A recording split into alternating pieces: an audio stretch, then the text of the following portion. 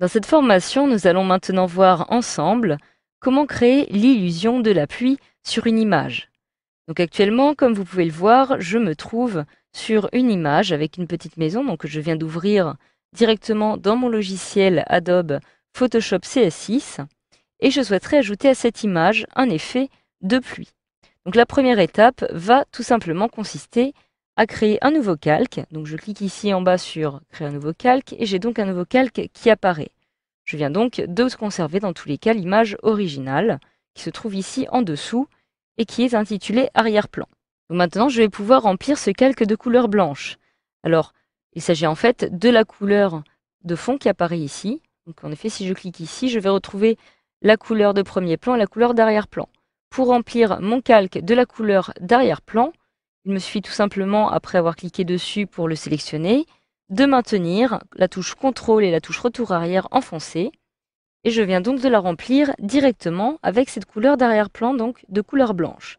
Maintenant, je peux me rendre dans le menu filtre et je vais retrouver ici bruit, puis ajout de bruit. Je clique alors ici et j'ai automatiquement cette petite fenêtre qui apparaît.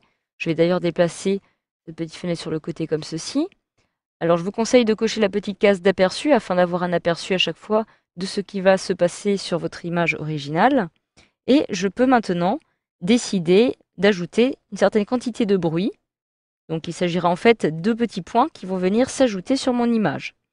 Donc pour cela, je peux ici régler la quantité.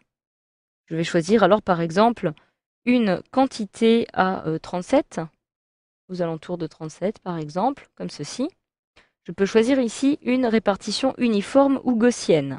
Je choisis alors une répartition gaussienne et monochromatique. Pourquoi? Parce qu'actuellement, les petits points qui apparaissent ici sont multicolores. Je souhaite faire apparaître seulement des points noirs. Je coche alors ici monochromatique et je peux maintenant cliquer sur OK pour valider. Je retrouve ici les différents points qui apparaissent, mais je ne vois plus mon image d'arrière-plan. Je vais donc supprimer maintenant toutes les zones qui apparaissent ici en blanc sur mon écran, de façon à conserver les petits points. Donc pour isoler le bruit que je viens de créer sur mon image, il me suffit tout simplement de séparer le blanc de l'arrière-plan. Je me rends alors dans Sélection, je retrouve ici Plage de couleurs, et j'ai ici une petite pipette qui va me permettre de sélectionner justement les zones blanches. Donc par exemple ici, je clique dessus, et je viens donc de sélectionner toutes ces zones blanches. Je peux alors maintenant cliquer sur OK, et je viens donc de les sélectionner. Donc une fois qu'elles sont sélectionnées, je peux les supprimer tout simplement en appuyant sur la touche supprimer de mon clavier. Et toutes les zones blanches n'apparaissent donc plus sur mon écran. Je désélectionne alors cela en maintenant la touche CTRL et D enfoncée. Et j'ai donc tout le bruit qui apparaît maintenant sur mon image.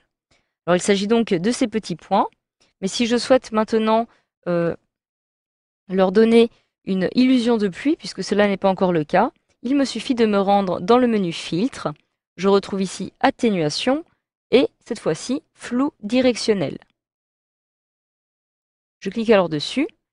J'ai cette petite fenêtre qui apparaît. C'est donc cette option qui va me permettre de définir l'orientation, par exemple, que je souhaite donner à ma pluie.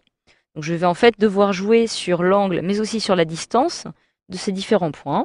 Donc si vous souhaitez par exemple avoir une pluie battante, je vous conseille d'avoir un angle de 20-25 degrés.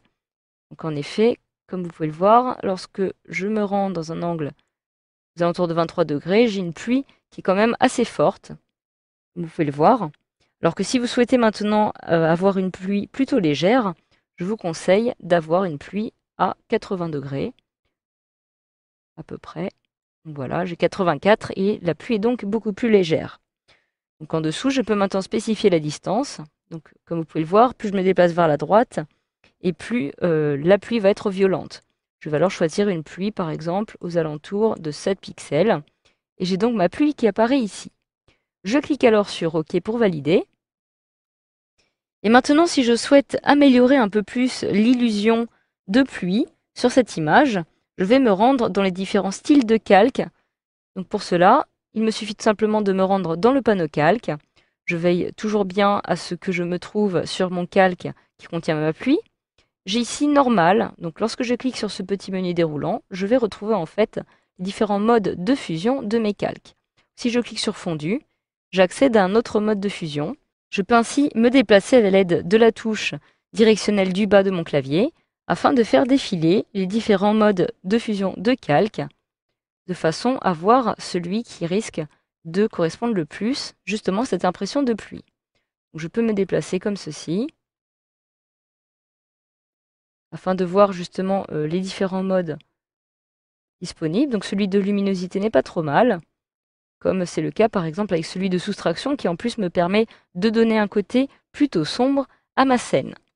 Donc voilà, je vous laisse maintenant trouver le mode de fusion qui vous correspond le mieux et qui correspond le mieux à votre image. Donc maintenant, si je me rends par exemple dans ces calques, je retrouve ici la possibilité de masquer le calque que je viens de modifier.